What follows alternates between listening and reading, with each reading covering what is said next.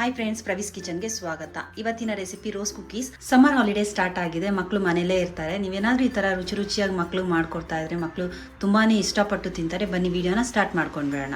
ಸ್ಟವ್ನ on ಮಾಡ್ಕೊಂಡಿದ್ದೀನಿ. ಈ ತರ ಅಗ್ಲ ಇರೋಂಥ ಬಾಣಲಿನ ಇಟ್ಕೊಳ್ಳಿ. ಹಾಕೊಂಡು ಒಂದು ಅರ್ಧ ಅಷ್ಟು ಎಣ್ಣೆ ಹಾಕೊಳ್ತೀನಿ. ಈ ರೋಸ್ ಕುಕೀಸ್ ಮೋಲ್ಡ್ ಎಣ್ಣೆನಲ್ಲಿ ಚೆನ್ನಾಗಿ ನೆನಿಬೇಕು, ಅವಾಗ್ಲೇನೆ ಅದು ಕುಕೀಸ್ ಚೆನ್ನಾಗಿ ಬರೋದು. ಸೊ ನಾನು ಸ್ಟವ್ನ ಆನ್ ಮಾಡ್ಕೊಂಡು ಇದನ್ನ ಎಣ್ಣೆನಲ್ಲಿ ಡಿಪ್ ಮಾಡಿ ಇಕ್ಕಿದ್ದೀನಿ. ಅಷ್ಟರಲ್ಲಿ ನಾವು ಬ್ಯಾಟರ್ನ ರೆಡಿ ಮಾಡ್ಕೊಂಡು ಬಿಡೋಣ. ಒಂದು ಅರ್ಧ ಬಾಳೆಹಣ್ಣ ಸ್ಮ್ಯಾಶ್ ಮಾಡಿ ತಗೊಂಡಿದ್ದೆ, ಅದನ್ನ ಹಾಕೊಳ್ತಾ ಇದ್ದೀನಿ. 1.5 ಕಪ್ ಅಷ್ಟು ಮೈದಾ ಹಾಕೊಳ್ತಾ ಇದ್ದೀನಿ. ನೋಡಿ, ಈ ಅಳತೆನಲ್ಲೇ ನಾನು ಮಾಡ್ಕೊಳ್ತಾ ಇರೋದು 250 ml ಕಪ್ನಲ್ಲಿ. ಇವಾಗ ಒಂದು 1/4 ಕಪ್ ಅಷ್ಟು ನಾನು ಇದು ಬಾಂಬೆ ರವೆ, ಸಣ್ಣ ರವೆ ಬರುತ್ತಲ್ಲ, ಅದನ್ನ ಹಾಕೊಳ್ತಾ ಇದ್ದೀನಿ.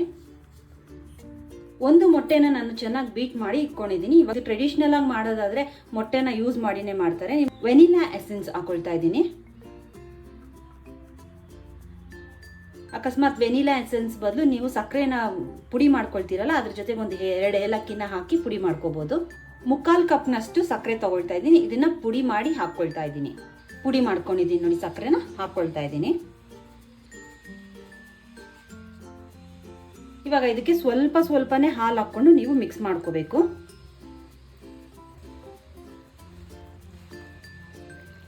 ಇವಾಗ ಇನ್ನು ಸ್ವಲ್ಪ ನೀರು ಹಾಕೊಳ್ತಾ ಇದ್ದೀನಿ. ಹಾಕೊಂಡು ಚೆನ್ನಾಗಿ ಮಿಕ್ಸ್ ಮಾಡ್ಕೊಂಡ್ಬಿಡಿ. ಬ್ಯಾಟರ್ ಒಂಚೂರು ಗಂಟಿಲ್ದಿರಂಗೆ ನೀಟಾಗಿ ಮಿಕ್ಸ್ ಮಾಡ್ಕೋಬೇಕು. ನನಗೆ ಈ ರೆಸಿಪಿನ ನನ್ನ ಫ್ರೆಂಡ್ ಸವಿತಾ ಹೇಳ್ಕೊಟ್ಟಿದ್ದು. ಅವರ ಕ್ರಿಶ್ಚಿಯನ್ ಅವರವರು ತುಂಬಾ ಚೆನ್ನಾಗಿ ಮಾಡ್ತಾರೆ. ನಾನು ಅವರಿಂದ ಕಲ್ತಿರೋದು. ಆಯ್ತು, 3-4 ಇಯರ್ಸ್ ಆಗಿರ್ಬೋದು ನಂಗೆ ಅವಳು ಹೇಳ್ಕೊಟ್ಟು. ನಿಮ್ಗೆ ಇದರಲ್ಲಿ ಕಂಫರ್ಟಬಲ್ ಇಲ್ಲ ಅಂತಂದ್ರೆ ನಿಮ್ಮ ಕೈಯಲ್ಲೂ ಸಹ ನೀವು ಕ್ಲೀನಾಗಿ ಮಿಕ್ಸ್ ಮಾಡ್ಕೋಬಹುದು, ಗಂಟಿಲ್ದಿರೋ ತರ. ಇನ್ನು ಸ್ವಲ್ಪ ನೀರು ಹಾಕೊಳ್ತೀನಿ. ನೀವು ಒಂದ್ಸರಿ ಟ್ರೈ ಮಾಡಿ ನೋಡಿ, ಚೆನ್ನಾಗಿರುತ್ತೆ. ನೀವು ದೋಸೆ ಹಸಿಟ್ಟು ಅದಕ್ಕೆ ಕಲಿಸ್ಕೊಳ್ತೀರಲ್ಲ, ಅದಕ್ಕಿಂತ ಇನ್ನೊಂಚೂರು ತೆಳ್ಳಗೆ ಇರಬೇಕು. ನೋಡಿ, ಇಷ್ಟು ಇದ್ರೆ ಸಾಕು. ಇವಾಗ ಬ್ಯಾಟರ್ ರೆಡಿ ಮಾಡ್ಕೊಂಡಿದ್ದಾಗಿದೆ. ನೋಡಿ, ಎಣ್ಣೆ ಚೆನ್ನಾಗಿ ಕಾದಿರ್ಬೇಕು, ಇಲ್ಲ ಅಂತಂದ್ರೆ ಅದು ಬಿಡಲ್ಲ ಮೋಲ್ಡ್ ಇಂದ ಹಸಿಟ್ಟು. ನೀವು ವಿಡಿಯೋನ ಕೊನೆ ತನಕ ನೋಡಿ, ನಿಮ್ಗೆ ಡೀಟೇಲ್ ಆಗಿ ಗೊತ್ತಾಗುತ್ತೆ. ಸ್ಟಾರ್ಟಿಂಗ್ 1-2 ನಿಮ್ಗೆ ಕಷ್ಟ ಆಗುತ್ತೆ, ಅದಾದ್ಮೇಲೆ ಈಸಿಯಾಗಿ ಮೋಲ್ಡ್ ಬಿಡುತ್ತೆ. ಮೋಲ್ಡ್ ಅಡ್ಜಸ್ಟ್ ಆಗ್ಬೇಕಲ್ಲ, ನೋಡಿ ಈ ತರ ಬರುತ್ತೆ ಸ್ಟಾರ್ಟಿಂಗು. ಅದಾದ್ಮೇಲೆ ಈಸಿಯಾಗಿ ಬರುತ್ತೆ. ಇದೆಲ್ಲ ನಾವು ಮಾಡ್ಕೊಳ್ಳೋಷ್ಟರಲ್ಲಿ ಸ್ವಲ್ಪ ಟೈಮ್ ಹಿಡಿಯುತ್ತೆ, ಆದರೆ ಮಕ್ಕಳಿಗೆಲ್ಲ ತುಂಬಾ ಇಷ್ಟ ಆಗುತ್ತೆ. ನೀವು ಈ ಸಮ್ಮರ್ ಹಾಲಿಡೇಗೆ ನೀವು ಮಾಡಿ ಇಕ್ಕಿದ್ರೆ ಮಕ್ಕಳು ಆಟ ಆಡ್ಕೊಂಡು ಒಂದೊಂದೇ ತಿಂತಾ ಇರ್ತಾರೆ. ಜಸ್ಟ್ ನೋಡಿ, ಈ ಥರ ಮಾಡಿ, ಈ ಥರ ಶೇಕ್ ಮಾಡಿ. ಅದು ಎಲ್ಲ ಕಡೆನೂ ಎಣ್ಣೆ ಹೋಗಿ ಅದು ಬಿಡುತ್ತೆ. ಅದು ಸ್ಟಾರ್ಟಿಂಗ್ 1-2 ಸ್ವಲ್ಪ ಕಷ್ಟ ಆಗುತ್ತೆ, ನಿಮ್ಗೆ ಆಮೇಲೆ ಹೋಗ್ತಾ ಹೋಗ್ತಾ ಸರಿ ಹೋಗುತ್ತೆ. ನಿಮ್ಮ ಹತ್ರ ಕಬ್ಬಿಣದ ಮೋಲ್ಡ್ ಇತ್ತು ಅಂದರೆ ಇನ್ನೂ ಚೆನ್ನಾಗಿ ಬರುತ್ತೆ. ನೋಡಿ, ಆಲ್ಮೋಸ್ಟ್ ಎಲ್ಲ ಬಿಟ್ಟಿದೆ, ಕಾಣಿಸ್ತಾ ಇದೆ ಅಂದ್ಕೊಳ್ತೀನಿ. ಇವಾಗ ಎಲ್ಲೆಲ್ಲಿ ಬಿಟ್ಟಿಲ್ವೋ ಅಲ್ಲಿ ಚಾಕು ಸಹಾಯ ತಗೊಂಡು ಈ ತರ ಮಾಡ್ಕೊಳ್ಳಿ. ನೋಡಿ, ಆಗಿದೆ ನೋಡಿ, ಎಷ್ಟು ಚೆನ್ನಾಗಿ ಬಂದಿದೆ.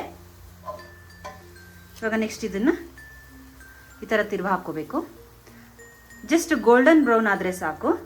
ಇವಾಗ ಇದಾಗಿದೆ, ಬೇರೆ ಕಡೆ ಟ್ರಾನ್ಸ್ಫರ್ ಮಾಡ್ಕೊಂಡು ಬರೋಣ.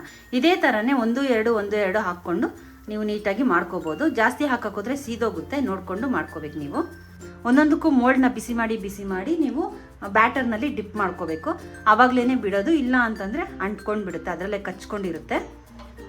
ಇದಾಗಿದೆ, ಬಿಸಿ ಆಗಿದೆ. ಫುಲ್ಲಾಗಿ ಡಿಪ್ ಮಾಡ್ಕೊಬಿಡಿ, ಒಂದು ಅರ್ಧ ಡಿಪ್ ಮಾಡ್ಕೊಳ್ಳಿ. ಇದೇ ಥರನೇ ಉಳಿದಿರೋದನ್ನೆಲ್ಲ ಮಾಡ್ಕೊಳ್ತೀನಿ ನಾನು.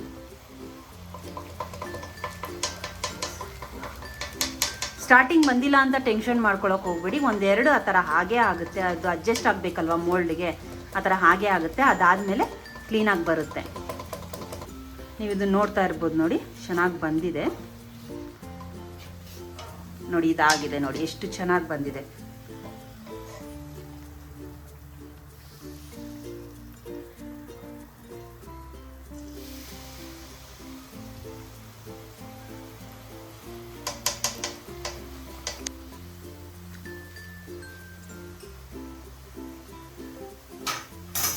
ನಿಮಗೆ ವಿತೌಟ್ ಎಗ್ ಬೇಕು ಅಂತಂದರೆ ನನಗೆ ಕಮೆಂಟ್ ಮಾಡಿ, ನಾನು ಅದನ್ನು ಸಹ ನಿಮಗೆ ಈಸಿ ವೇನಲ್ಲಿ ತೋರಿಸ್ಕೊಡ್ತೀನಿ, ಈಸಿ ಮೆಥಡ್ನಲ್ಲಿ.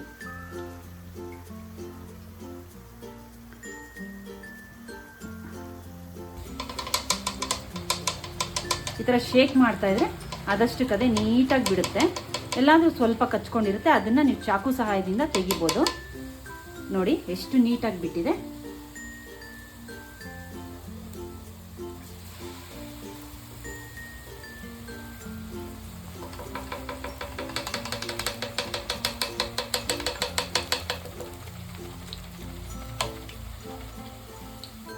ಇವಾಗ ಇನ್ನೊಂದು ಕಡೆ ತಿರುಗಿಸಿ ಹಾಕ್ಕೋಬೇಕು ಹಿಂಗೆ. ನೋಡಿ ಆಗಿದೆ. ಇವಾಗ ಸಪ್ರೇಟಾಗಿ ಎತ್ತಿಕೊಳ್ತೀನಿ ಇದನ್ನು.